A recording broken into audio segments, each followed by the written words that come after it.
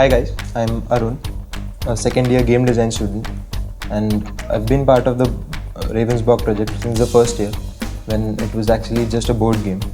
And I was part of the board game design team, and we had this workshop back in first year that was supposed to induce game design talents or skills in us, and we were supposed to get an existing idea, modify it into a new game idea.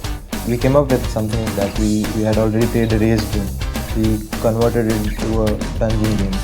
Now we had the idea, we presented it, it got approved. Now we were supposed to concretize it in the next 15 days. Hi, I'm Anand Deshmukh, a second year student from CMEDU. Hi, I'm Udan, second year student from CMEDU. Later on, when we thought about testing the game, we moved on to that phase. We decided that the testing phase would be that would include just the non-designing side piece. In the second iteration, we added 4 doors in the game. So the main concept of the game was a dungeon. So in the dungeon, you don't know about what will happen, what is the path, what can come in front of you. So everything is confusing. To add that feel to the board game, we added 4 doors, and the 4 doors will be closed. You have to find a correct key, and you have to find a correct path.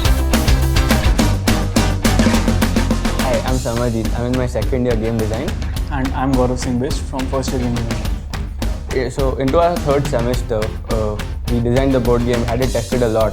So we knew that it was a lot of fun and it had potential. So we thought we could take it one step ahead.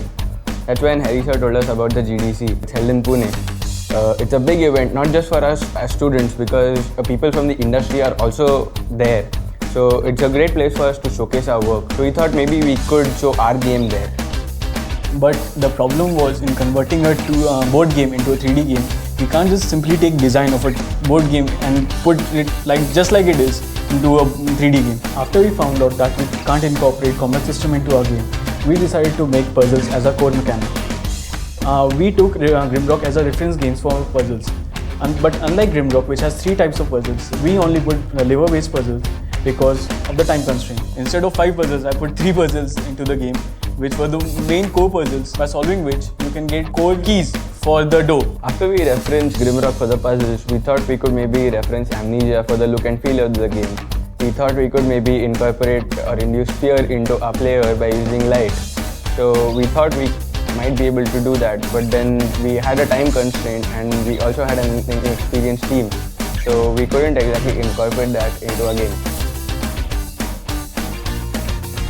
Now, once we had the level design in place, we started working on the artwork. How we started was we started making concept sketches for the particular environment. We started thinking how it should look, what feel it should give. So then we started modeling, set up the environment and texturing, and we tried to keep it very similar to our main reference game Grimrock, so that we tried to get that green mossy feeling, that dark environment. As soon as we completed our 3D environment, we started to build some assets, because it was a dungeon game, and when we built our total environment, it wasn't not scary enough for a player, because we wanted to induce a fear factor in our player.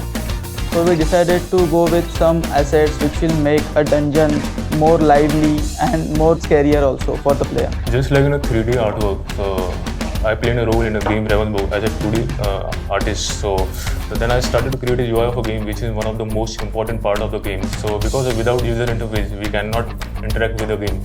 So I started to make a UI on a paper, then like a basic sketch and HUD of a game and a loading page of a game. Then I thought then I started to convert it into a digital, where I realized it has some problems. The problem that he's talking about is that the artwork he was working on was on a different resolution than the programmers, because they were working on towards a different resolution. So now there was kind of a sync problem between those two. And they started communicating, that problem got solved, and now he's working on the studio. When we joined our course, the BFS students were already working on their dungeon game Ravensburg. So when they decided to convert their board game into digital one, they needed programmers. And as we are learning game programming, we were asked to join the team, and we took the challenge. Once we joined the team, we realized the size of the challenge and since we had no prior experience of working on a game, we decided to take it up. As programmers, our responsibility was to understand the design of the game and implement the mechanics involved. At first, we thought it would be very easy, but when we actually started implementing the game, it got so difficult for us, especially when the sound and the UI got involved. Fortunately for us, we had our faculties to guide us through. We put out our game and the board games there.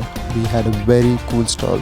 People came to the stall, played the games, and gave us very valuable inputs about how we could improve on the game. The NGDC was a great experience, and we felt great pleasure and pride in being able to display our work out over there.